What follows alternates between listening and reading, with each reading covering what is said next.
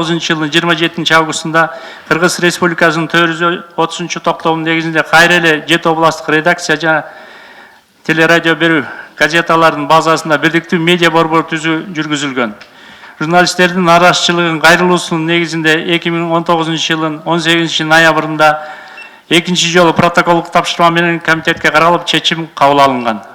Областтардагы телерадио берүү жана областтык журналисттердин сунушу комитеттин чечими эске алынбаганына байланыштуу нааразычылык болуп, протоколдук тапшырманы аткарыш үчүн атайын жумушчу топ түзүп, жеринде дыккат карап чыгуу сунушталып жатат.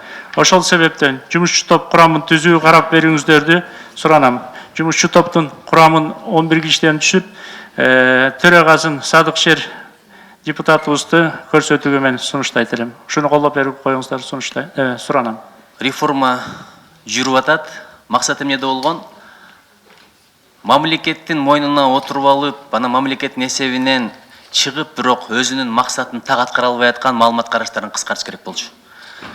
Биз сиздердин чечимиңиздерди аткарбай койду деп айтканга болбойт. Азыр бирден пункттан өтсөк деле көпчүлүк аткарылды. Анткени ал жерде гезиттерди жойбогула деген тапшырма. Биз жойгон жокпуз, биз эркиндик бердик. Анткени 2 жумада бирден чыккан гезиттер азыр укканын 1 сааттан кийин эскирген, жаңылыгын эскирген заманда 2 жумада бирден жаңылыктарды басып отурганда эл деле окубайт экен.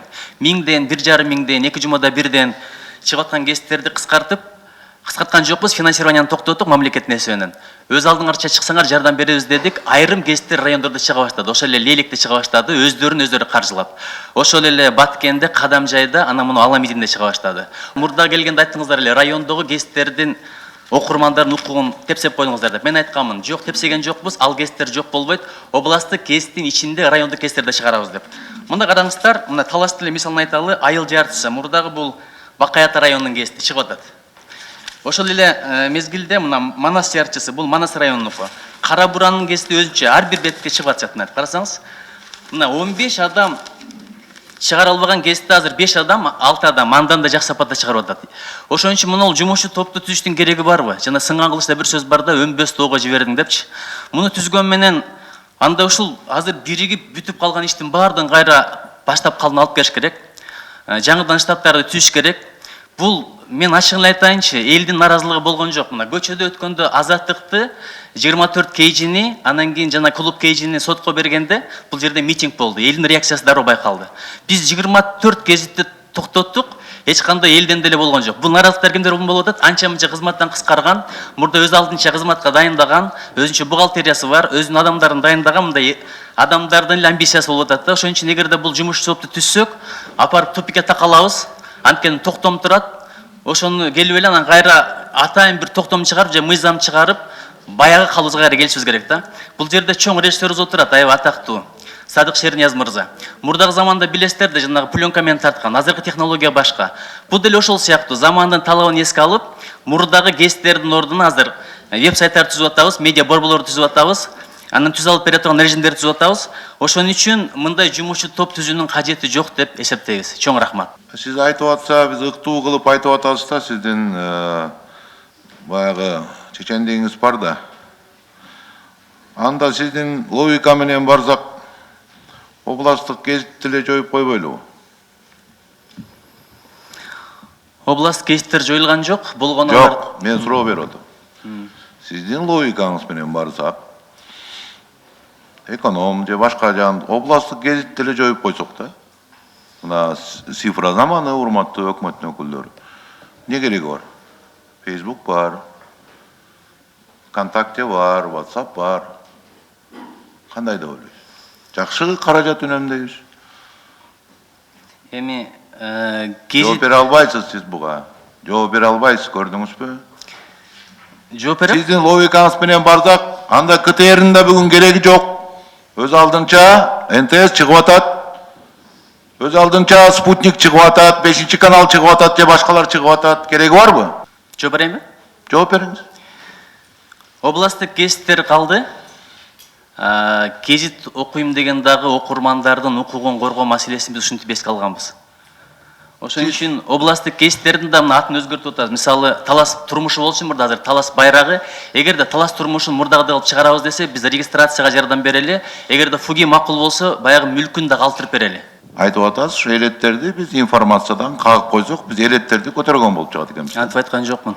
Жок, ушундай болуп атпайбы? Антип айткан жокмун. Азыр элетте эмне ошол жерде мурунку газета окугандар азыр эмне ошо Facebook колдонобу? Бул элет жери да. Ошол райондук гезиттердин ордун областтык гезиттердин санын көбөйтүп, бетин көбөйтүп, ар бир бетке райондордун материалдарын чыгарып, ошон менен жаап атабыз. Мен бул жерде коллегаларыма мындай эме деп айтпайм, бирок бул маселе боюнча көп каралганда, каралып ошол жерде азыркы биздин элдерибиз мурдагыдай газета окубай калды, электронный башкага өтсүн деп өкмөткө да сунуш кылганбыз. Андан сырткары азыр бул жерде газетанын маселеси Нуржигит мырза айткандай жоголуп кеткен жок экен. Бардыгы бириктирип бир газетага чыгып атат да. Анан буга чейин азыр эми жөн эле мамлекеттин акчасы деп эле эски методдон айрылалы буга чейин көтөргөнбүз да биз. Азыр эми кайра эле ошо жумушу жок калгандар же болбосо кандай бир мамлекеттин акчасын жөн гана алып жүргөндөрдү кайра азыр колдоо маселесинде комитет түзүүнүн мен кажети жок деп айтат элем да. Бир мындай жаңыланалы деп өзүбүз буга чейин 2 жолу көтөргөнбүз. Көзөмөлдөгө алып көрбөйлү бул маселеничи, анткени мына биздин азыр жумушчу топ түзүү үчүн биздин комитеттин мүчөлөрү кириш керек да.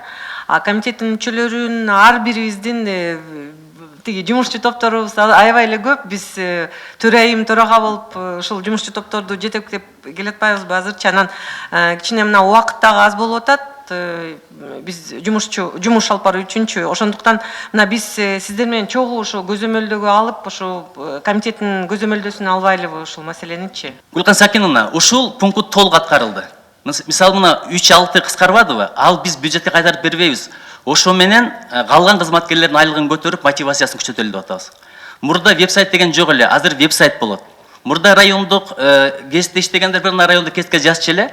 Азыр алар жиберген макалалар бар, 2ден корпункт калтырып койдук, 2ден адамдар. Аны телеканалдарда пайдаланат репортаж үчүн. Веб-сайтта да күн сайын чыгып турат, областтык гезиттер чыгарат. Айтор мындай универсалдуу. Алардын колуна биз камераларды алып берип атабыз бүгүнкү күндө. Фотоаппаратты алып берип атабыз. Сиздер айтканда мына техникалык жабдууну жогорку деңгээлге көтөрдүк. Ошон үчүн толук аткарып койду деген туура эмес мына. Сиздерден суранат элем, ушул сөздү айтпасаңыздар. Ушу чечим чыгарды, сиздин сөзүңүздү аткарбай койду деп ошону менен биз жарга такып атат да.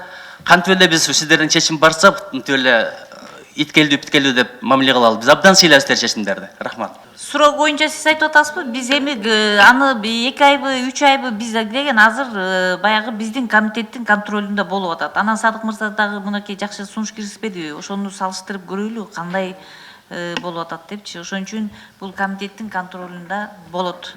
Добушка коем, урматтуу депутаттар, анда комитеттин депутаттардын сунуштарын эске алуу менен. Добушка коем, добуш бериңиздер. Чоң рахмат сиздерге. Рахмат.